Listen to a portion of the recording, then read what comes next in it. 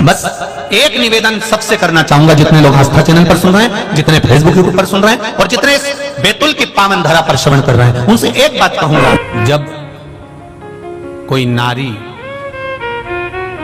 या कोई पुरुष व्रत करता है, उपास करता है, वो किसी भी देवता का उपास करे, शनिवार का करे, मंगलवार का करे, बुधवार का करे, गुरुवार का करे, रविवार का करे, तीज का करे, चतुर्थी का करे, अष्टमी का करे, एकादशी का करे, प्रदोष करे, द्वादशी करे, पंचमी करे, तीज करे, छठ करे, नवरात्रे करे, चतुर्थी करे, कोई पुरुष या स्त्री या बच्चा कोई भी व्रत करता है, जिस दिन वो व्रत रखता है उस दिन उसके शरीर में कौन सी देवी का अंश आकर विराजमान हो जाता है जिससे वो व्रत सफल कर पाता। बोलो रे भाई, कौन सी देवी का अंश आ जाता है जिससे उसका व्रत, किसी भी व्रत को करे, वो एकादशी करे, द्वादशी करे, प्रदोष करे, सोमवार करे, मंगलवार करे, बुधवार करे, नवरात्रे करे, तीज करे, चतुर्थी करे, छठ करे, प्रदोष करे, दिवाली करे, दशहरा करे, जो व्रत उसको करना है करे, मंगलवार करे, वो कौन सी देवी एक ऐसी होती है, भगवान शंकर की वो कौन सी एक माता, एक देवी ऐसी है जो व्रत करने वाले की तप साधना में साथ देती है और उसकी तप साधना को बढ़ाने का काम करती है। वो केवल एक देवी है, शाकंभरी माता। कौन सी माता है?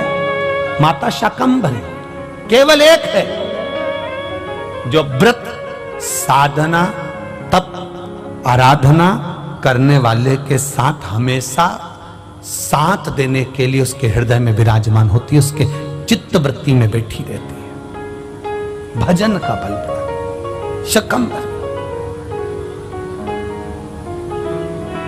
तप साधन।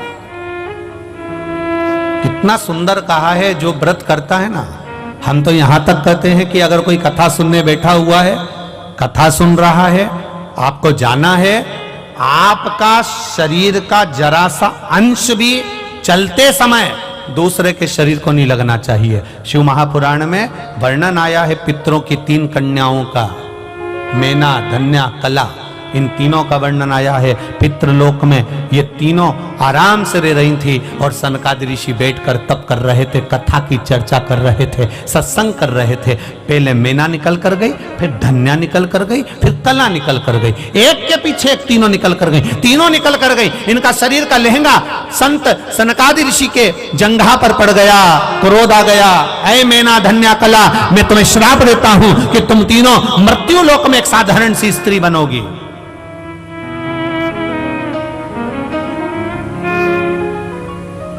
तीनों बिलख रही हैं, तीनों रो रही हैं, तीनों की आंख में आंसू भरा हुआ। क्षमा कर दीजिए नाथ, क्षमा कर दीजिए।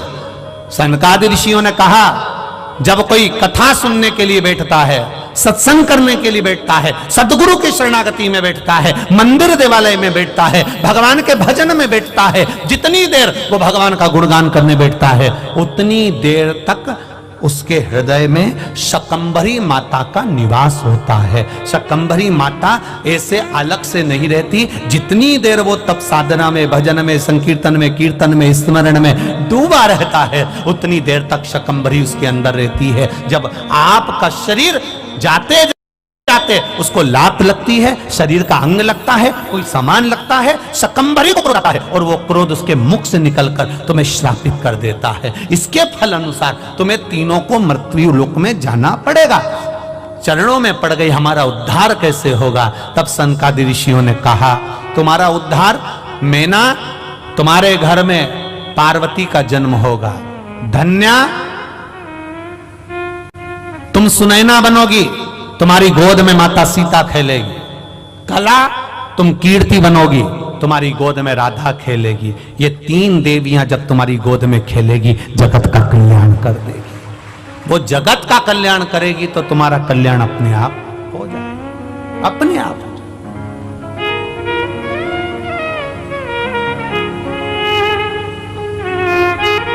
हम यहां तक कहेंगे, उसका भी स्मरण रहे। अगर कोई अपने घर से 1 लोटा जल लेकर जा रहा है शिव जी के मंदिर तक जा रहा है, शिवालय तक जा रहा है, तो यहां तक भी निवेदन करेंगे कि हंसो, दुनिया का काम है हंसना।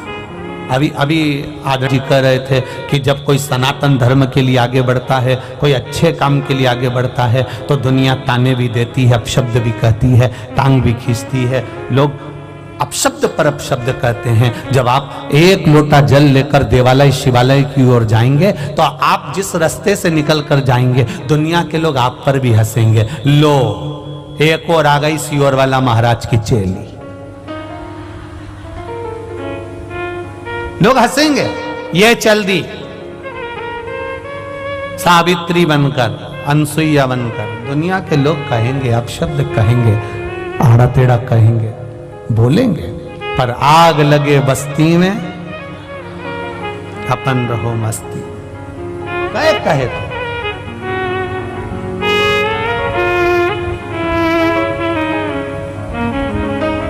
कहे, कहने वाला कहता रहेगा।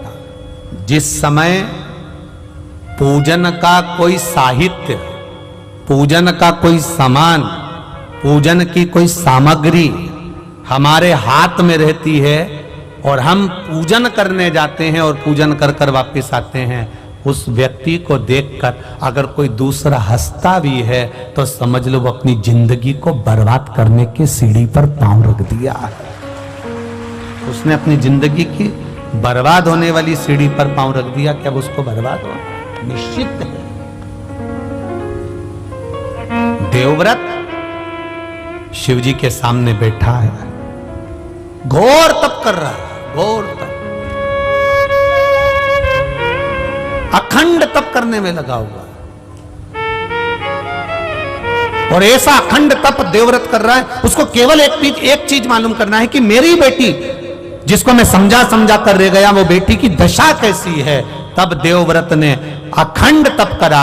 मेरे देव अधिदेव महादेव खुद नहीं आए, मां अंबा नहीं आई, जगदम्बा नहीं आई, शिव जी ने अपने नंदी को भेज दिया। नंदीश्वर जाकर मालूम करो देवव्रत क्या चाहता है, इस देवव्रत को चाहिए क्या, जाओ जरा मालूम करो,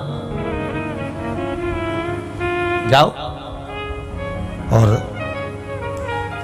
महाराज, तब साधना का जो बल होता है वो कोई साधारण नहीं होता। दूध में सुगंध गंध नहीं होती, दूध में सुगंध गंध कब आएगी, जब दूध को आप तपाओगे, फिर उसको जमाओगे, जमाकर फिर उसका घी निकालोगे, और घी निकालोगे तब उसमें गंध आना, सुगंध आना प्रारंभ हो जाएगी। दूध में सुगंध नहीं है, पर दूध को तुमने पहले फाड़ा, तपाया, फाड़ा, फिर उसको अग्नि पर तपाया, तपाने के बाद में जब वो धीरे धीरे धीरे धीरे धीरे धीरे घी बना, तब उसमें सुगंध आना प्रारंभ हो गई। उसी तरह मनुष्य में उतना आनंद सुख कैसे प्राप्त हो सकता है, शंकर की भक्ति कैसे प्राप्त हो सकती है, तो कहा दुनिया के लोग अपशब्द कहकर तुम्हें तपाएंगे, अपशब्द कहेंगे, ताने देंगे, गाली देंगे, आड़ा टेढ़ा कहेंगे, फिर भी तुम भगवान शिव के शिवालय में जाती रहना। जब तपते रहोगे, तपते रहोगे, तपते रहोगे, तो एक दिन सुगंधित घी बन जाओगे और आपका जीवन सार्थक हो जाएगा। तपाएंगे लोग, कहेंगे।